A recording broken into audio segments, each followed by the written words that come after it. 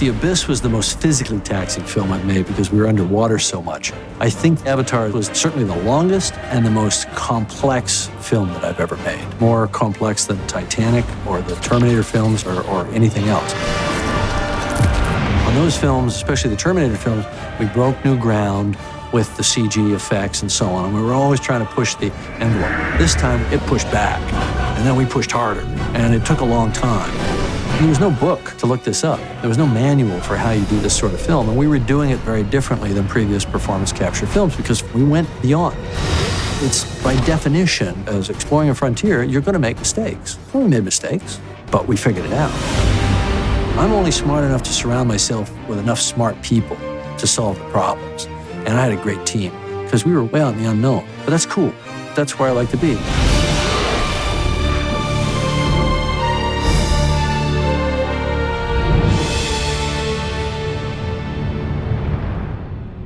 People have asked me, what was your inspiration? What was the trigger? They're looking for some kind of proximal cause, and there really isn't one, okay? It's my whole life. It's my entire childhood. I grew up in a town in rural Canada.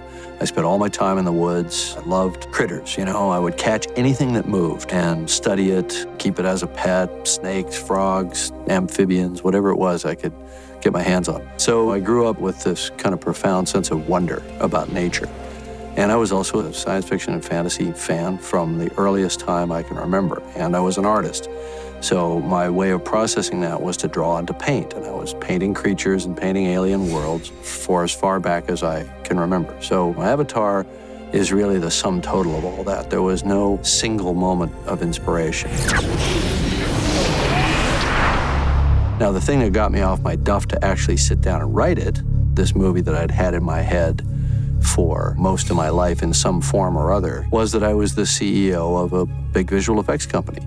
And I wanted to challenge that visual effects company to go beyond, not just beyond what everybody else was doing, but beyond the beyond. I wanted to be so far out in front that nobody would ever catch us. And that's essentially what Avatar is. It's the most high-tech film in terms of its execution, dealing with essentially a very low-tech subject, which is our relationship with nature. And in fact, the irony is that the film is about our relationship with nature and how our technological civilization has taken us several removes away from a truly natural existence, and the consequences of that to us.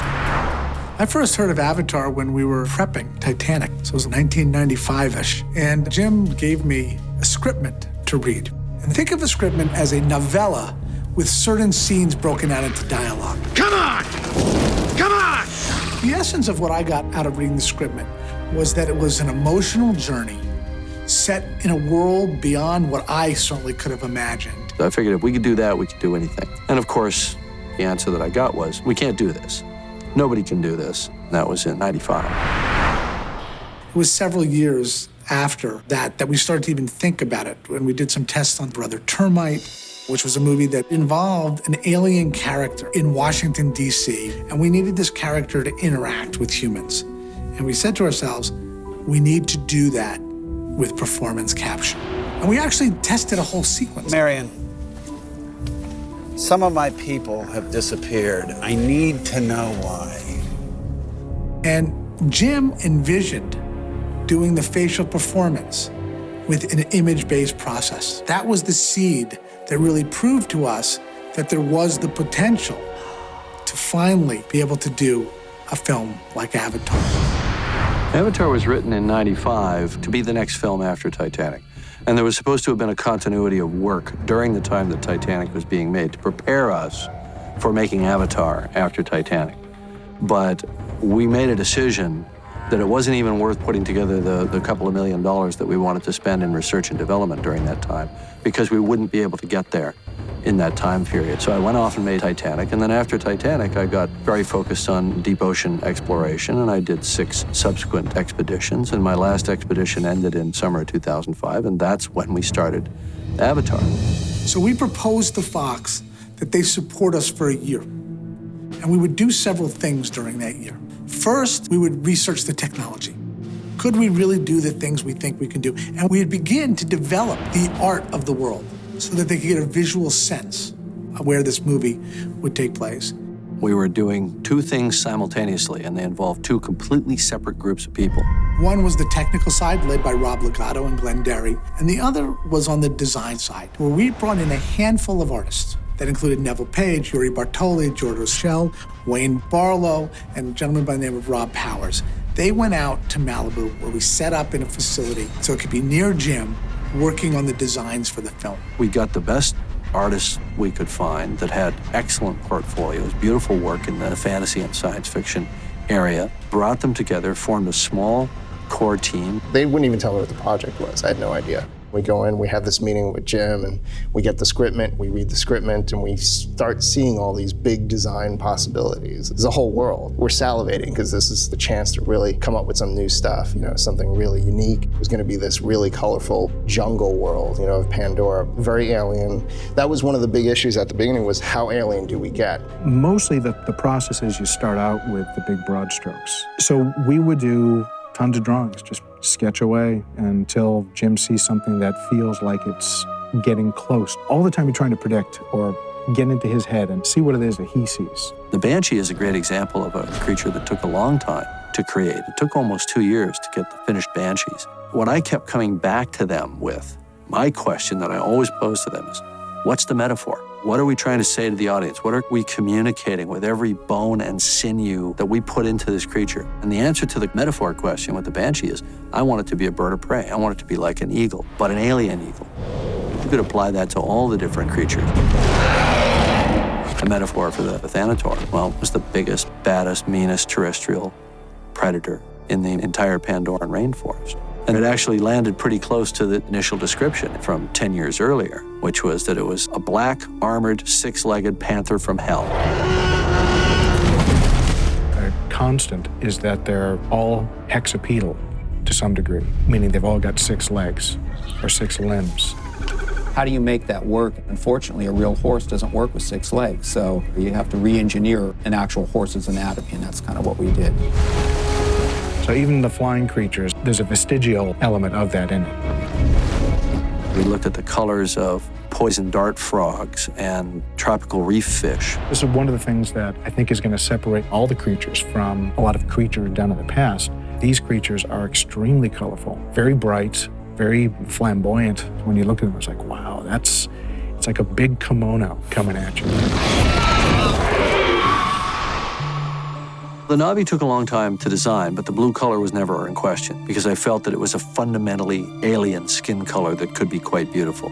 But the idea that they incorporated animal-like features, cat's ears and cat tails and a slightly more protrusive muzzle and a kind of a flatter, more feline nose, big eyes, lemur-like eyes. This was all something that we arrived at over the course of designing these characters. We initially started out with kind of more amphibian-like and reptilian kind of forms and alien structures, kind of antennae and things like that. And we kept realizing that it wouldn't work as a love story to see them not be attractive, but they couldn't be human. And then they kept coming back to just blue-skinned humans. We said, well, that's no good either. So we have to find ways of pushing away from human, but in a way that people would not find off-putting, and in fact might even find to be kind of quite beautiful. I wanted people to say, I want to be one of them. Our art department started out working in flat artwork. We had nothing that we could hold up that was tactile in front of us. And we realized we had one of the great sculptors in our business on the show. And we tasked him with starting to sculpt out and build the characters. One of the most important things about the maquette is not that you're just showing the design. What the maquette allows us to do, it gives it the human touch, and it also imbues the character with a sense of character that cannot be stressed enough. You get a sense of attitude. The amount of character that you can get in clay, as far as I see right now, is still superior to what you can get in just a digital rotatable model. It's interesting. Stan Winston Studios did something on this movie that Stan Winston had not allowed them to do on any other movie in the past. They initially worked only as concept artists. The Na'vis don't all look alike. They all look like Na'vis, but they all have very implicit and very distinctive characters. And that's, of course, what we're most proud of is you look at these characters and they are very, very rich and specific and quite mind-blowing. When Jim first came to us, he was looking to help flesh out the Na'vi character. He already knew some of the parameters. They were going to have markings, and he knew the basic overall size. So that's what we started doing, was creating Na'vis, trying to get a photoreal kind of essence of these people. What happened in April of 2005, Rob Legato came to us and showed us some tests that he had actually done where he used a virtual camera, but in a post-production method. And he had the idea that he could apply that same thing to performance capture. How it started was essentially coming up with an emulation of how we like to make live-action movies. Normally, you go into a film and you at least have a basic idea. There's a process that's been in place for, 100 years towards creating these images. But Jim wanted to do it different. And I remember the day that Jim and John visited the Beowulf set, which basically was a blind cap paradigm, which means reference cameras only for the performances of your actors and not seeing any rendered caricatures or environments at all. And I saw this little glint in Jim's eye, and I knew he was up to something, but he didn't tell any of us. He didn't tell me. That's basically the genesis or the idea where he says, I think we can do a tool for the director, enabling him to come up with real-time performance capture. So we had to come up with a way that was sort of director-centric and gave him the tool set that he needed to be able to work with. I went to Jim and I said, I can make this thing that you would like. So essentially, out of spare parts, made a virtual camera. So we put you in a spatial volume. The volume is the stage, and the stage is really what we can capture, what our cameras are seeing. You've got a bunch of markers on the actor's body that are being picked up by hundreds of cameras. So the hundreds of cameras are providing different views of these markers. Each camera's image just looks like a cloud of dots. And then the computer is creating a real-time moving skeleton of you. From that skeleton, you now can drive a computer-generated character. And that image is then pumped out to me at the camera. When somebody is standing in front of the camera, I don't see them, I see their character. So I'm basically walking around with a monitor. There's no lens on this thing. It's just a markered object that the system recognizes as a camera and pointing it at things. And it's showing you what that would look like through a real-time computer render. So we call it a camera, but it's not truly a camera. Good. Save that, please. It wasn't until we brought in Rick Carter and Rob Stromberg that the world of Pandora really came to life. Actually, I was only supposed to be on this film for 2 weeks. I came on because Jim needed help with a presentation to the studio. I did a couple of images, and Jim saw those and said, you know what, you're staying.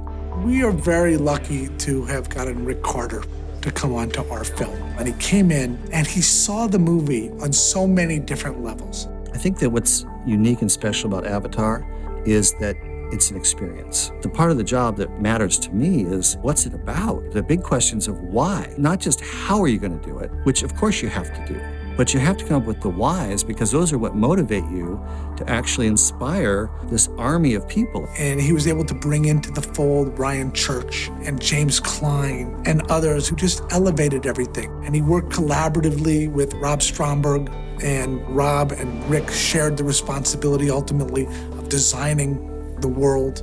This is a real alien planet. The degree to which Jim has thought through the ecosystems and the interactions, this is the first time I've seen anything like this. When you first get there, it's actually a very scary place. We wanted to play out the haunted house factor, the sort of, you don't want to go in there. But then over time, as the characters develop, so does the environment. It develops into beauty, and you get to respect it much as the people who live there respect it. It's a very primeval landscape. Huge, craggly mountains, exciting ring structures from magnetic fields and stuff like that, and then, of course, the giant floating mountains. So it's very science fiction, but yet we're trying to take those very science fiction things, but kind of ground that in sort of a reality.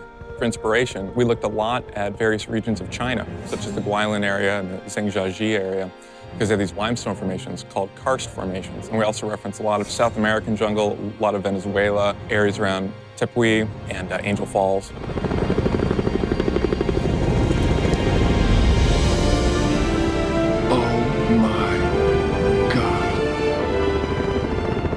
For like the smaller things, such as the alien plants, we would reference a lot of small lichen, small succulents that actually exist on Earth, exotic flowers, and just really play up the scale of those. Jim was really adamant about wanting Pandora to be possible.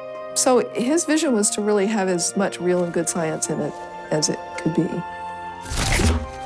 On Pandora, or anywhere, the environmental factors that would have the most influence on plants would be the light, the solar radiation, which is needed for photosynthesis. So on Pandora, there's a very strong magnetic field and very weak gravity, so plants were able to grow much larger. So gigantism, the large trees, the large plants. That is one big damn tree. By starting out with the designs and the daytime stuff, it was after that that we got into the bioluminescence. The idea that there is fairly low light could conceivably cause plants to evolve bioluminescence. We wanted it to have this kind of dreamlike quality. But the eye needed to be educated through the experience of the film. First, we're going to fly down through clouds. Then we're going to go to this human base. Then we're going to move off that base out into the forest. But we're going to go out there in the daytime. And then we're going to gradually take you into that more and more alien experience of Pandora. And that was by design. We knew we were doing that because we knew that ultimately we were going to wind up in a fully CG rainforest with fully CG characters, and it had to look real. As it's getting dark for the first time in the jungle, Jake lights a torch, and we play the whole scene sort of torch lit so you don't give away the bioluminescence. And there's a moment in the film where Neytiri takes the torch and throws it in a river. It's almost like opening the door to Oz. The torch goes out and you see the bioluminescence for the first time.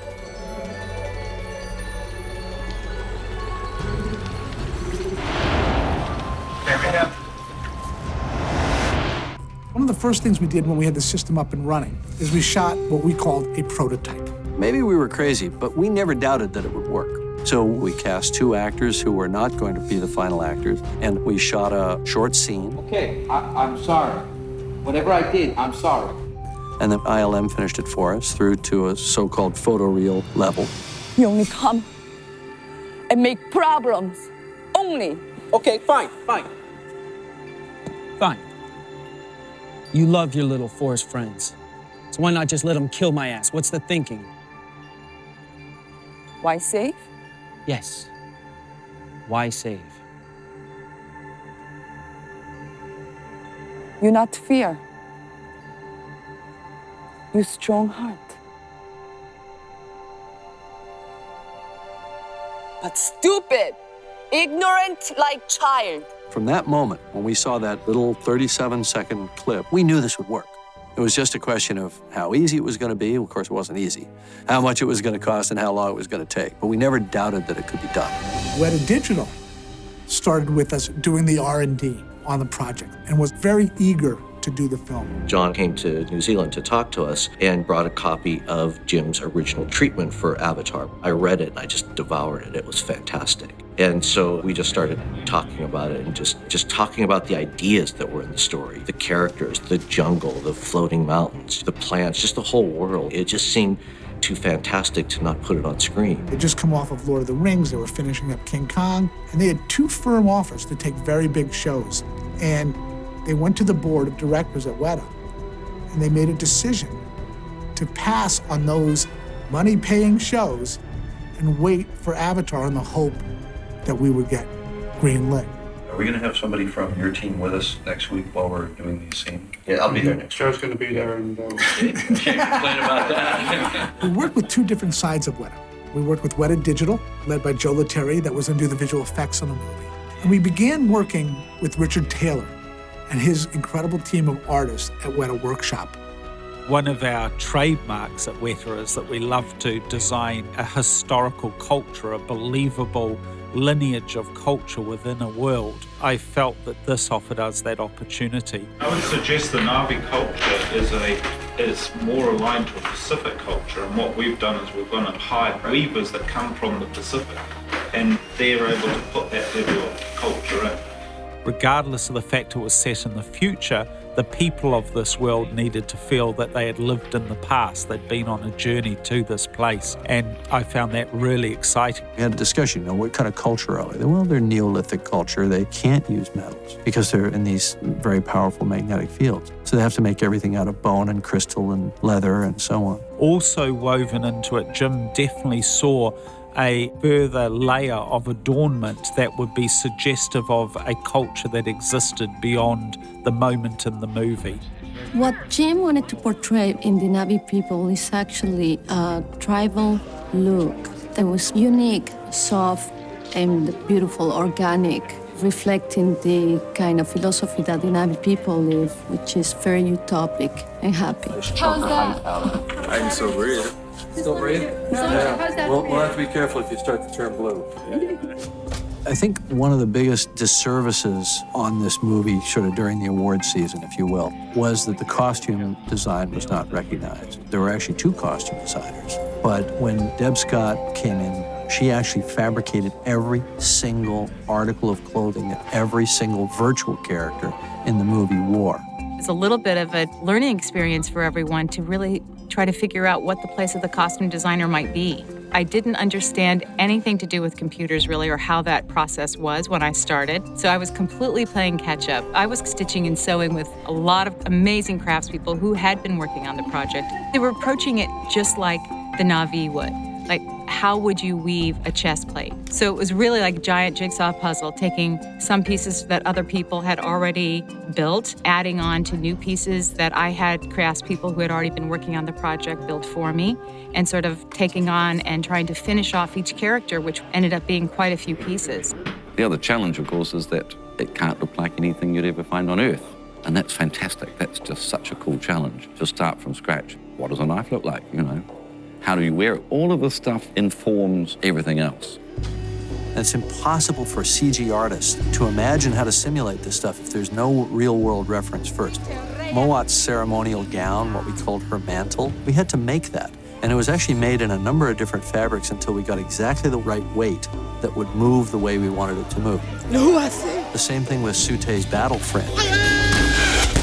Deb Scott made up all kinds of different fringe of different weights and different lengths and so on, and we tested it. Basically, we did wind tunnel testing and saw what it looked like and imaged it. And then we said, all right, that's the weight, that's the right fringe, that's exactly the right color and length. Now, Weta, you guys have to figure out how to do a simulation and incorporate it into the animation. All right, here we go. And action. 2 of the biggest challenges of keeping people engaged in the movie while we were going through this process were our 2 stars, Sam Worthington and Zoe Saldana. We spent months and months and months looking at people, and then all of a sudden, Sam came on, and I mean, I remember the moment. So when I first came here, it was just orders, and then something happened. I fell in love with the forest and the people. And with you. And the thing for me about Jake was, in the end, I had to believe that the people would follow him. Well, we would send them a message. That this is our land. I sold everything I owned. All I had was basically a bag of books and a bag of clothes in my $3,000 car. And then I get a phone call to do this audition where they wouldn't tell me anything about the script, wouldn't tell me who the director was. And I'm thinking, well, once again, it's another waste of my time. And then about a week later, I get a phone call going, look, Jim Cameron wants to fly you to LA to audition for him. And I said, well, what the hell for? And they said, that audition you did.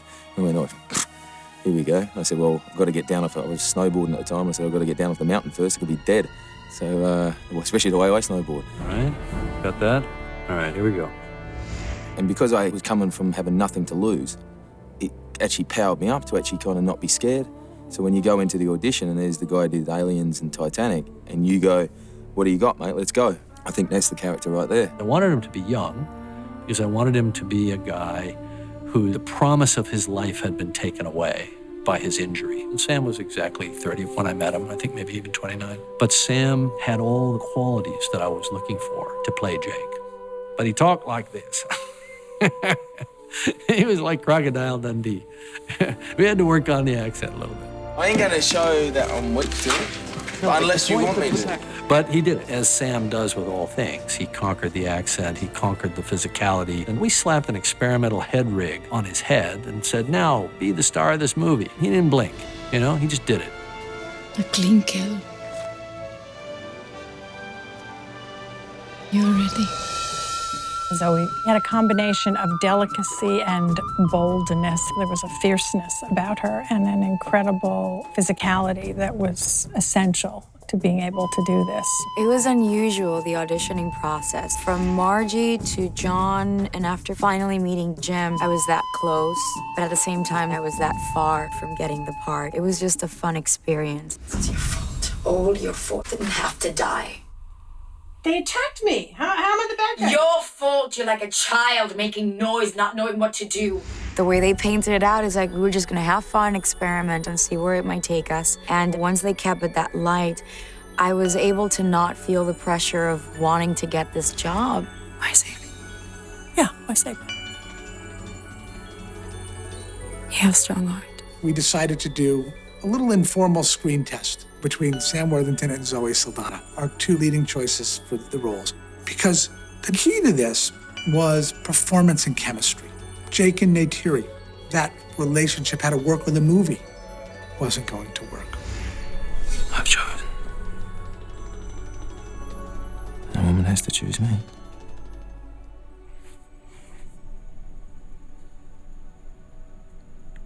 She already has.